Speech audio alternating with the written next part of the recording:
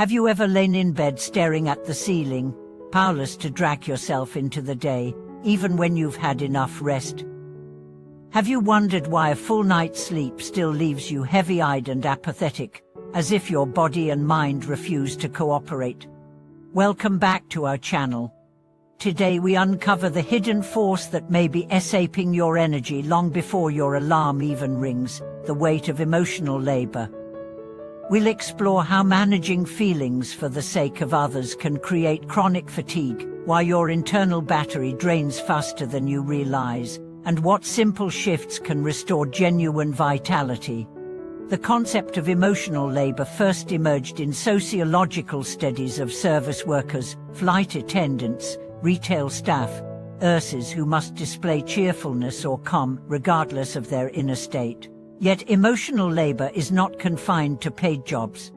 It permeates every relationship where we feel obligated to manage our expression, at home soothing a partner's anxiety, at work suppressing frustration with a colleague, or even in social media curation, where we project positivity to fit in. Over time, this unrecognized strain piles up, like carrying an invisible backpack loaded with everyone else's emotional needs. When you finally hit the pillow, your mind is not empty, it's crowded with unresolved tensions and unspoken anxieties that hijack restful sleep.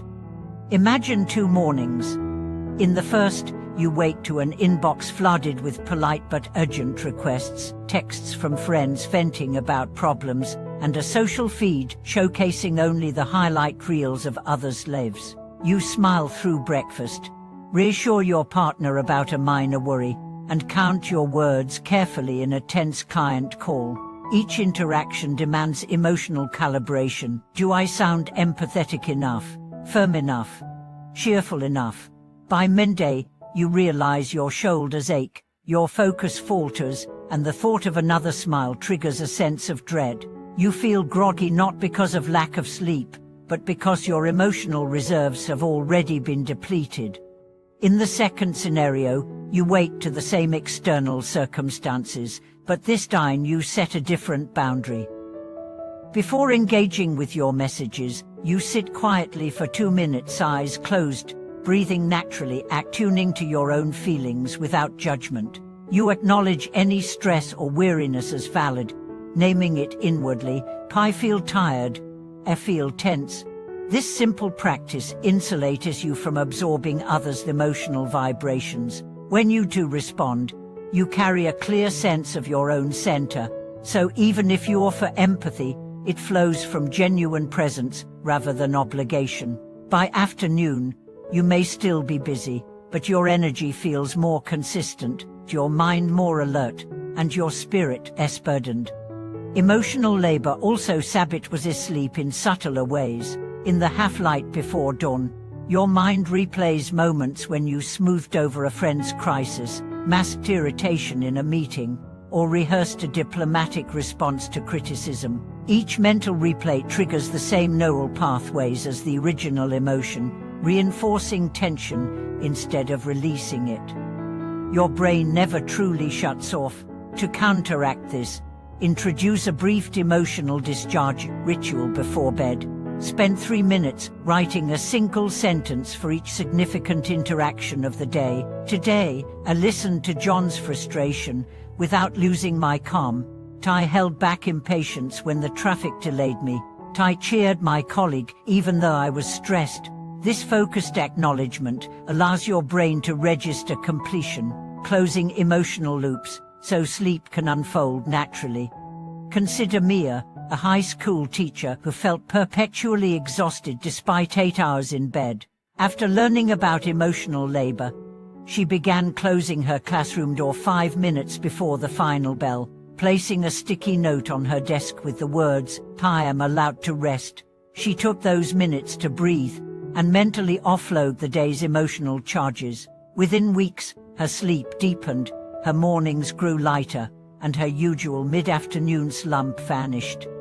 She described it as finally unclenching her heart at the end of each day.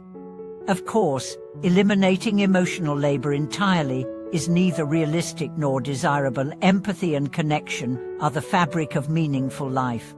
The goal is to transform unconscious stray into conscious exchange. Start by mapping your daily interactions. Who demands emotional display? In what form? How often? Notice patterns, then choose one domain, perhaps family dinners or work meetings, to experiment with small shifts. Communicate your needs gently. I'm feeling a bit drained today. Can we keep this brief? Or I need to check in with myself before we dive into that topic. You may worry about appearing selfish, but most people will appreciate your honesty and may even reveal their own need for space. In addition, cultivate practices that replenish your emotional battery. Active self-compassion, speaking to yourself with warmth and understanding, serves as the perfect counterbalance. When a difficult interaction leaves you rattled, place a hand over your heart, take 3 slow breaths, and say mentally, I did my best. Simple joyful activities, a walk without devices, listening to uplifting music, or savoring a cup of tea in silence, help you reconnect with your own feelings rather than others. Over weeks and months, these micro-practices accumulate. Emotional labor no longer sneaks up on you. You awake with a clearer boundary between your heart and the world's, so the sunlight feels welcoming rather than blinding. Tasks that once felt draining become opportunities to share presence rather than to perform. And when your body finally rests, it does so free of hidden burdens. As you weave these new boundaries into your daily life, you may begin to notice changes beyond the clarity you feel upon waking. Perhaps you discover that certain relationships, once a well of unaccumulated pressure, now feel lighter. Conversations that used to sap your spirit become opportunities to practice genuine listening, untainted by the need to perform emotional labor. You find yourself smiling from a place of authenticity, not from obligation. And that sincerity ripples back to others, inviting them to lower their own masks. One man, Alex, shared how he applied these insights in his role as a customer support manager. Previously, every complaint felt like a personal assault. He carried the frustration home, stewing over every negative interaction. After instituting a brief decompression period between shifts, stepping into a quiet parking lot to breathe and acknowledge each encounter, he noticed not only that his evenings became more peaceful, but also that his team's morale improved. By modeling a healthy release of emotional strain, his staff felt empowered to adopt the same practice, transforming the entire department into an environment of genuine care rather than forced cheer. Meanwhile, science affirms what these stories reveal. Our brains are not wired to sustain prolonged effective control without cost. Emotional regulation draws on the same executive functions used for decision-making and self-control. So when you habitually override your true feelings to project a certain persona, you deplete resources critical for attention and memory. Over time, this chronic depletion shows up not only as grogginess but as reduced cognitive flexibility, making it harder to innovate, to problem solve, even to connect with loved ones in meaningful ways. By recognizing emotional labor as a tangible strain, you reframe self-care from indulgence into necessity, a maintenance ritual that protects the very faculties you rely on to thrive. To support this shift in neurological life, consider integrating brief mindfulness breaks into your day. You need not carve out lengthy meditation sessions. Simply pausing for 3 conscious breaths before shifting tasks signals your nervous system that it's safe to reset. Even standing at your workstation and shifting your gaze away from screens to a distant window for 10 seconds can trigger a parasympathetic response, lowering your heart rate and smoothing out emotional spikes. Over weeks, these micro-resets aggregate into a more resilient baseline, so by the time evening arrives, your mind is free to descend into restorative sleep rather than replaying daytime dramas. Cultural expectations also play a hidden role in perpetuating emotional labor. In many societies, women and minorities are socialized to prioritize others' feelings over their own, turning self-sacrifice into a badge of honor. Recognizing this systemic influence allows you to disentangle personal responsibility from cultural script. You may find it liberating to name these patterns aloud, perhaps journaling about instances when you felt compelled to suppress frustration or grief in order to appear strong or agreeable. Simply shining a light on these conditioned behaviors begins the process of unshackling your energy from outdated norms. As you recalibrate, do not underestimate the power of community rituals that honor your own emotional ebbs and flows. Organize a weekly gathering, virtual or in person, where friends check in on one another's inner states without judgment.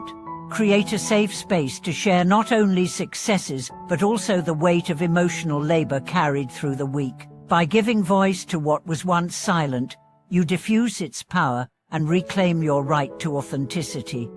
In parallel, refine your evening routine with intentional rituals that signal to your brain it's time to let go. Dimming the lights an hour before bedtime, sipping an herbal infusion, or writing a single line in a gratitude journal can become the closing notes of your day. These cues help your nervous system transition from a performance mode into rest mode, preventing the mental replay of emotional exchanges that so often hijack sleep.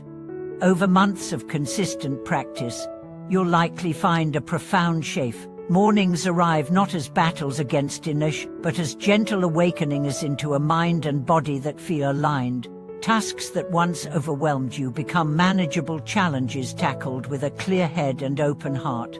You'll learn to recognize early signs of emotional overload, tension in the jaw, a tightening in the chest, and to respond with compassionate pauses rather than powering through. In doing so, you build not only personal resilience, but also a richer capacity for authentic connection, both with yourself and with everyone you meet. Thank you for watching this video. We hope these deeper insights help you continue freeing yourself from the hidden weight of emotional labor, so you can greet each day with renewed vitality and genuine presence. Don't forget to share your own breakthroughs in the comments, subscribe to our channel, and give this video a thumbs up to support our shared journey.